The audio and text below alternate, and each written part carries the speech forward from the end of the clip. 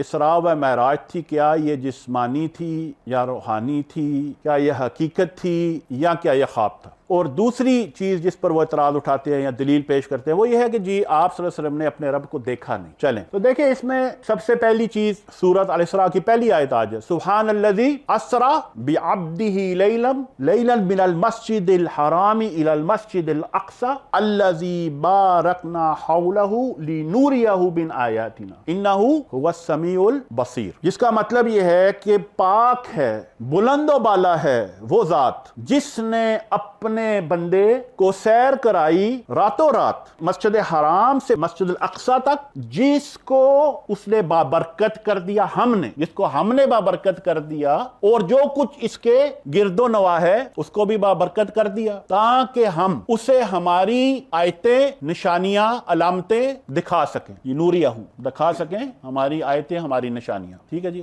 اور بے شک وہ سننے والا اور دیکھنے والا ہے۔ کلیئر ہوگی؟ اب یہاں پر سب سے پہلی چیز جو آ جاتی ہے وہ یہ ہے لفظ عبد عربی میں۔ عبد جو ہے یہ اس کے لیے لازمی ہے کہ انسان اپنی جسمانی صورت میں ہو، یہ ممکن نہیں ہو سکتا کہ یہ روحانی صورت میں ہو۔ عبادت، اگر ہم عبادت کرتے ہیں وَمَا خَلَقْتُ الْجِنَّ وَالْإِنسَ إِلَّا لِيَعْبُدُونِ، تو میں کہتا ہوں جی میں دل سے نماز پڑھتا ہوں، میں روح سے نماز پڑھتا ہوں، تو کیا یہ قابل قبول ہوگا؟ نہیں ہے نا۔ تو پھر جب اللہ نے قرآن کریم میں جو لفظ استعمال کیا ہے وہ عبد کا ہے، بندے کا، اللہ کا بندہ، تو پھر آپ قلبی اور روحانی تو آپ نے وہیں پر اس کی نفی ہو چکی ہے۔ یہ ممکن نہیں ہے کہ اللہ کہے کہ اللہ نے اپنے بندے کو، عبد کو سیر کروائی راتوں رات مسجد الحرام سے اور اقصی، تو وہاں پر جسم کا ہونا لازمی ہے، ٹھیک ہے جی۔ تو پہلی آیت جس میں جسمانی سیر، ابھی ہم معراج کی تک نہیں پہنچے، ہم صرف اور صرف لیلۃ الاسراء کی بات۔ دوسری چیز براق کو لایا گیا۔ اب مجھے یہ بتا دیں، اب مسجد الحرام سے مسجد الاقصی جانا ہے اور براق آیا، براق کیا ہے؟ سواری ہے۔ تو مجھے یہ بتا دیں کہ خواب میں بھئی گھوڑے کی کیا ضرورت ہے؟ آپ بتائیں، آپ بھی خواب دیکھتے ہیں ماشاءاللہ سارے، کہیں نہ کہیں امید تو ہے دیکھتے ہوں گے کوئی نہ کوئی، تو خواب میں بھی کبھی کوئی ضرورت پڑی ہے کہ گھوڑے پر بیٹھنے کی یا گاڑی پر بیٹھنے کی یا ہوائی جہاز پر بیٹھ کے کہیں جانے کی؟ سو لاجیکلی بھی یہ بات سمجھ نہیں آتی کہ براق کو لانے کا کیا مقصد تھا۔ اسراء from Mecca to Jerusalem by road, اور اب جو ہے معراج ہے عروج، اپ ورڈز جرنی، اوپر کی طرف کا سفر۔ تو وہاں پر آپ صلی اللہ علیہ وسلم سیدنا جبریل علیہ السلام آپ کے ساتھ پہلے آسمان تک گئے۔ سو جب آپ صلی اللہ علیہ وسلم وہاں پہنچے تو کیا کیا؟ جا کے وہاں پر آسمان کا دروازہ کھٹکھٹایا۔ اس کا ذکر کہاں ہے؟ وَالسَّمَاءِ وَالطَّارِقِ وَمَا أَدْرَاكَ مَا الطَّارِقُ، اللہ کہتا ہے قسم ہے اس آسمان کی اور قسم ہے اسے کھٹکھٹانے والے کی۔ قسم ہمیشہ اس چیز کی اٹھائی جاتی ہے جو کسی کو محبوب ہو۔ میں آپ کے سامنے قسم اٹھاؤں نا، قسم ہے اس آسمان کی، میں آپ کے پیسے واپس کر دوں گا، تو آپ کہو گے نہیں ہمیں نہیں منظور، ہمیں نہیں منظور۔ تو میں پوچھوں گا کون سی قسم آپ کو منظور؟ انہوں نے کہا یار قسم کھاؤ اپنی ماں کی، اپنے بچوں کی، اپنی بیوی کی، مطلب کوئی ایسی قسم کھاؤ جس پر ہمیں ہو کہ واقعی ایسے ہی ہے نا، مطلب کسی ایسی چیز کی قسم کھاؤ جو تمہیں محبوب ہو۔ تو اللہ قسم کس کی کھا رہا ہے؟ وَالسَّمَاءِ وَالطَّارِقِ، قسم ہے اس آسمان کی اور قسم ہے اس کھٹکھٹانے والے کی، میرے حبیب کی۔ وَمَا أَدْرَاكَ مَا الطَّارِقُ، تمہیں کیا ادراک ہے کہ وہ طارق کیا ہے؟ پھر خود ہی جواب دیتا ہے النجم ثاقب۔ ثاقب کسے کہتے ہیں؟ نجم کہتے ہیں ستارے کو۔ کس کو کہتے ہیں؟ ستارے کو۔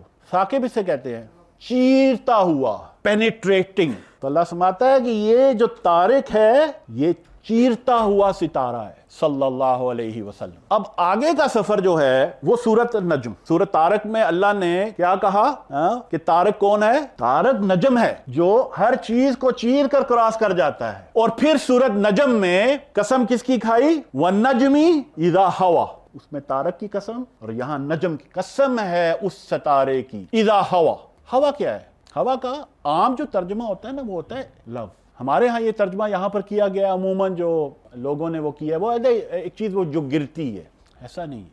somebody who falls in love، میں محبت میں گر رہا ہوں، ڈوب رہا ہوں، غرق ہو رہا ہوں۔ وَالنَّجْمِ إِذَا هَوَى، قسم ہے اس ستارے کی جب وہ محبت میں ڈوب گیا۔ مَا ضَلَّ صَاحِبُكُمْ وَمَا غَوَى، صاحب کہتے ہیں جس کی صحبت میں کوئی ہوتا ہے، साहिब सोहबा। तो अल्लाह फरमाता है कि ये जो तुम्हारे साहिब है ना, जिनकी सोहबत में तुम लोग हो, ये गुमराह नहीं हुए। दल्ला, ये राह से गुम नहीं हुए। गुम वो होता है जिसको रास्ता ना आता हो, इधर उधर निकल जाए, फिर वापस आए, फिर निकल, क्या वो मा दल्ला, उनको पता था उन्होंने कहाँ जाना है। गवा कहते हैं बहक जाने को, ना ही वो बहके। ना बहक तो होता है कि यू क्या कहते हैं, यू नॉट कॉन्शियस। ना वो गुमराह हुए, ना वो गाफिल थे। वमा यंतिकु अनिल हवा, ना ही उन्होंने कुछ कहा अनिल हवा। फिर हवा, पहला भी हवा था, अब भी हवा, अपनी तरफ से, अपनी चाहत से। इस आयत में यह चीज भी साबित हो जाती है कि हर वो बात जो रसूल करीम सल्लल्लाहु अलैहि वसल्लम ने अपनी जुबान मुबारक से अदा की, वो आपकी तरफ से नहीं है, चाहे वो कुरान है, चाहे वो हदीस कुदसी है, चाहे वो हदीस है। वमा यंतिकु अनिल हवा, क्या है फिर वो, इन हुआ इल्ला वह्युन यूहा, कि ये तो फकत और फकत क्या है, एक वही है। यहां पर सिर्फ कुरान की बात नहीं हो रही, तमाम बात जो आप सल्लल्लाहु अलैहि वसल्लम ने अपनी जुबान मुबारक से फरमाई है, वो क्या है, वही है, आपके रब की तरफ से। ठीक है जी। अल्लमाहु शदीदुल कुव्वा, यहां पर अमूमन लोग कहते हैं जी सैयदना जिब्रील अलैहिस्सलाम। ओ माशाअल्लाह, जिब्राइल शदीदुल कुव्वा, वला हौला वला कुव्वता। कुव्वत वाला कौन है, वला हौला वला कुव्वता इल्ला बिल्लाह ज़ू मिर्रतिन फस्तवा। ज़ू मिर्रा, मिर्रा कहते हैं कि किसी का को घेर लेना, जबरदस्त पावरफुल, जिसने अहाता किया हो हर चीज का, जिसकी ग्रिप हो। सैयदना जिब्रील अलैहिस्सलाम की ग्रिप है, वो अहाता किए हुए है। चलें, फस्तवा व हुआ बिल उफुकिल आला, उफुकिल आला पर तो जब पहुंचे थे तो सैयदना जिब्रील ने वैसे जवाब दे दिया था, वमा मिन्ना इल्ला लहू मकामुन मालूम, या रसूल अल्लाह, इसके आगे मैं नहीं जा सकता, मैं गया तो मेरे पर जल जाएंगे, आप जा सकते हैं, मैं नहीं जा सकता। फ़औहा इला अब्दिही मा औहा, और उसने फिर वही किया, किस पर, अला, क्या लफ्ज़ आ रहा है, अब्दिही। पहले हम किस कंक्लूजन पर पहुंचे हैं अब्द के हवाले से, कि अब्द रूहानी है या जिस्मानी। जिस्मानी यानी कि जिस्म के साथ वहां पहुंचे जहां जिब्राइल ने बस कर दी थी, बस कर दी थी, वहां आप अपने जिस्म मुबारक के साथ पहुंचे। जब जिस्म है तो रूह तो है ही है ना भाई, जिस्म है तो जिस्म के अंदर रूह तो है ही है। चले, सुम्मा दना फतदल्ला, सुम्मा दना फतदल्ला। दना फतदल्ला, दना होता है किसी चीज का नीचे आना, तदल्ला, तदल्ला होता है किसी चीज का समझ जोर लगाना या उरूज करना। वो नीचे आया और यहां से नीचे आना और ऊपर जाना। मौलाना फरमाते हैं, सैयदी इमाम फखरुद्दीन, आप फरमाते हैं अल्लाह का नीचे आने का मकसद ये नहीं है कि वो नाउजुबिल्लाह किसी जगह पर मौजूद था और वहां से उतर के नीचे आ गया, नहीं नहीं, अल्लाह की तजल्लियात। और मौलाना फरमाते हैं ये आलम जज्ब है, सिदरातुल मुंतहा के आगे आलम जज्ब है। जज्ब कहते हैं मैग्नेटिक फोर्स को, कि मोहब्बत में एक दोनों तरफ से एक खिंचाव था, तो एक फोर्स डाउनवर्ड्स है और एक फोर्स अपवर्ड्स है। अब दोनों कहते हैं ना, वो दोनों तरफ है, वो आग लगी बराबर की, कैसे, क्या कहते हैं, कोई नहीं यार मोहब्बत करने वाला यहाँ कोई, तो दोनों तरफ वो जज्ब, वो खिंचाव है, एक जो एक दूसरी तरफ। सुम्मा दना फतदल्ला फकान काबा कौसैनी औ अदना। ये क्या है काबा कौसैन? यहाँ पर अरबी के स्टूडेंट बैठे हैं माशाल्लाह, वो मुझे नजर आ रहे हैं। हजरत क्या हाल है, तर्जुमा करें सर इस आयत का, फकाना काबा कौसैनी। तो ये जो काना में आपने दो कोसों में पहुंच के या करीब पहुंच के, ये कहां से आपने निकाला है? अल्लाह ने ये नहीं कहा ये वकाना फी काबा कौसैन, अल्लाह ने कहा वकाना काबा कौसैन। आप ही काबा कौसैन हैं, आप काबा कौसैन में नहीं हैं, आप ही काबा कौसैन हैं, आप ही अदना हैं।